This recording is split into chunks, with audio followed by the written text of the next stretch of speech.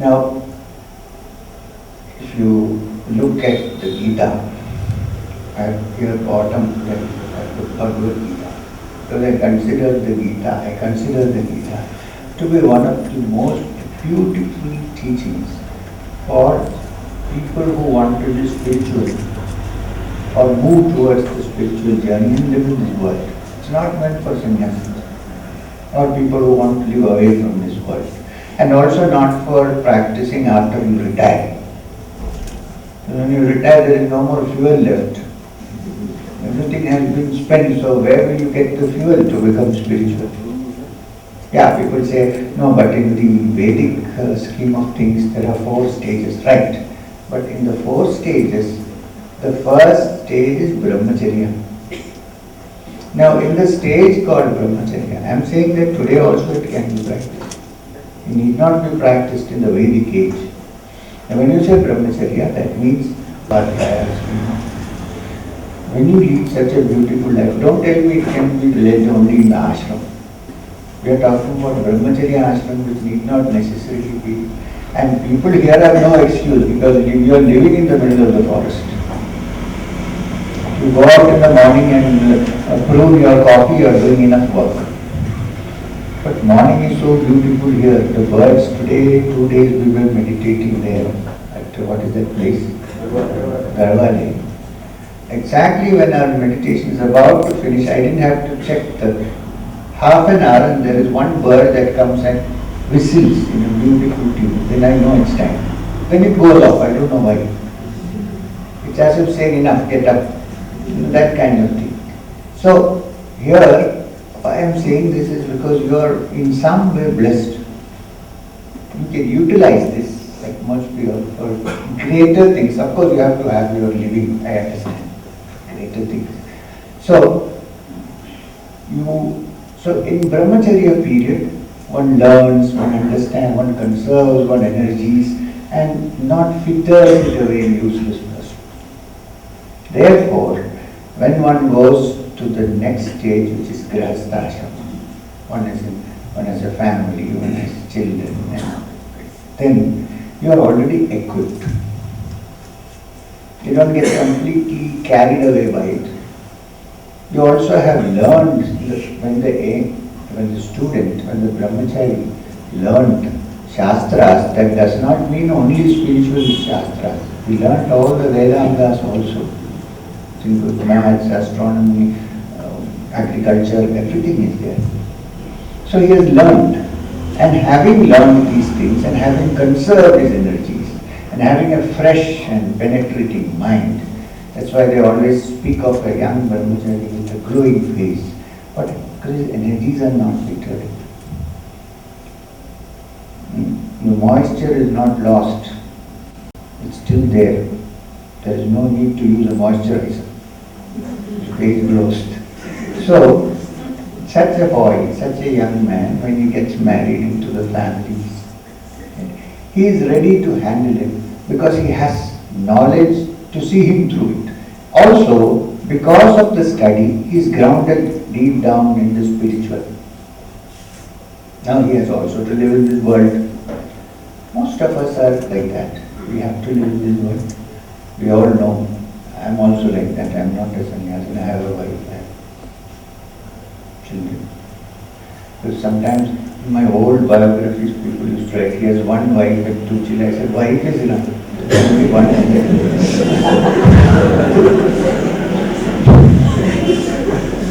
One is enough actually. But anyway, so he knows how to handle his family life. Many of the brahmacharis you will find in ancient times are involved in the study of astras, for instance, weapons. It's not banned. Brahmacharya was a great teacher of astras. Because you need everything when you live in a country. Sometimes you need to protect your country. Sometimes artha is as important. This is dharma, artha, kama and moksha are the 4 important things that were taught to a brahmachari. Not as if he was only taught moksha. Moksha doesn't come so easily. So dharma, start with the rules and regulations only. how to live, how to say. Now, I'll give you an example of the dharma that is taught, and it is taken over from the Brahmacharya stage to the Grihastha stage. If you read Manu, you will find some rules and regulations for a Grihastha, a family person to follow. Morning, the Grihastha wakes up, does his Sandhya Vandana, does his meditation, does all that, has a wash, and then he cooks or she cooks. And after the food is cooked, you go out and stand near the door, the gate, and in a voice which can be heard for a certain area, not whisper, says 3 times, is there anyone hungry here who needs food? If there is someone hungry here who needs food. And then, if someone says yes, then he has to feed that person and then come and eat the food which is left over. Which Grihastha can do? This is followed. Do we think we share our wealth equally? Not equally, but now the problem here, the poverty that people speak is not poverty, it is unequal distribution. The distribution problem. So the Brahmachari, who after having studied all this and also understanding that kindness is a very important qualification to have. When he goes into the Grihastha life, which is what runs this whole world, even a sannyasin has to depend on the Grihastha.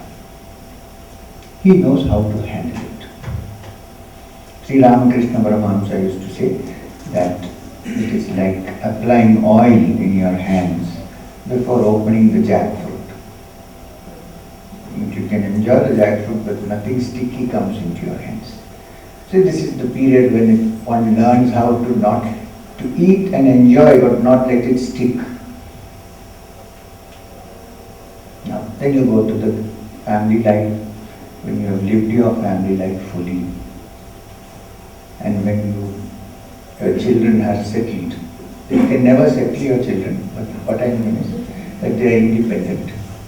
It's a lifelong. But when they are independent, when they have their own families, then you say, okay, now you please take care of yourself. I am retiring so that I can spend more time on my study and meditation and deepening of my spiritual practice. So it goes like beautiful clockwork. You have done, learned, you have lived a life, and now you are going deeper into the essence of what you studied during the Brahmacharya period. Even the Grihastha has Swadhyaya, he also studies, he also reads, he understands. In fact, it is a wonderful period to go through, because that is where you test what you have learned when you are a Brahmachari. In Brahmachari, you can easily say, oh, I am a very peaceful man. I have conquered my temper, everything. But when the wife starts cursing, then what happens? I am not saying she does, I am just saying. Or the other way around. Also. Yeah, I know what you are saying. Then what happens? Then we know that if we are really free from it, right? Because in your household, this family life is so important. In your household, they know exactly, both counterparts, what you are. You cannot make a show, you cannot pretend. Yeah, only other people who know about you are your parents. You can't pretend, so you prefer to stay out. They know you pretty well. So, what happens is slowly in this family life you learn how to cut your ego. And a person who has control over his ego, if he leads a family life, it is beneficial to him and it is beneficial to the other, to the world at large. Now Gandhiji did lots to this country. He got freedom. And there was no person personal intention in it. Because when India became independent, he neither wanted to be a prime minister nor a president. He was still wandering somewhere and trying to sort out the partition violence. Now, I want to ask, was he a sannyasi? Was he living in the cave? Was he not with people? I'm not equating myself, I'm just saying. So this is important. But then he had certain strength of character. This is the Brahmacharya period when the strength of character is developed. Then it reflects, because most of the affairs of the world are run by the Grihasthas. So when the Grihastha acquires character, truth and understanding, the world runs. Otherwise, even renunciants cannot survive. Who will give them food?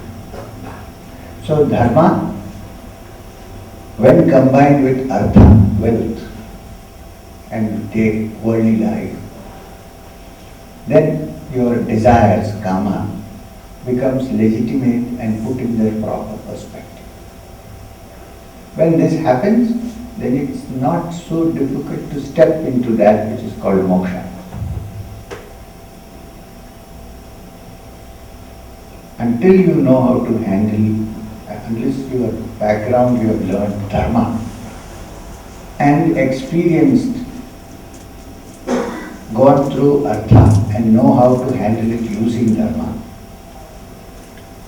and therefore know how to handle your desires which are kama, you cannot actually step into moksha. It's not possible.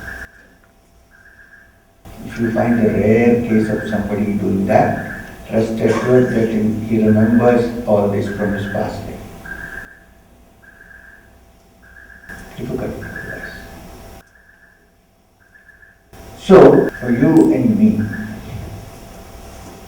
spiritual life is actually a search for that permanent happiness and fulfillment and tranquility which we can acquire in the midst of all our activities that we perform in this world, not running away. The Bhagavad Gita, as I said, is one of my most favorite books because it's such an important text which in 18 chapters sums up the essence of all the Upanishadic teachings. It's the essence of the Upanishad. And yet, Krishna declares every now and then that sannyas is not stopping work or not performing your activities, but to be free of the effect of those activities. That means when something terrible happens, which can happen to all of us, not to be depressed by it. I think human depression is more common than the depression in the bay. And today, the maximum medicines sold in medical shops are for antidepressants. Antidepressants and keep young creams too. So, antidepressant, why are we depressed? How can we avoid this depression? That will come to tomorrow, practical aspect. I'm saying, so therefore, the Gita's message to Arjuna is not to withdraw from the battle, you see. Some people argue if Krishna had asked Arjuna to withdraw from the battle, so much bloodshed would have been avoided. But the question is, Arjuna wants to withdraw from the battle not because of anything else, but because of his own weakness. He is weak, he sets out for war and then in between he feels maybe I will fail. That is the fear. He sees so many standing in front of him. Bhishma is on the other side. So he has lost faith in Krishna in a way.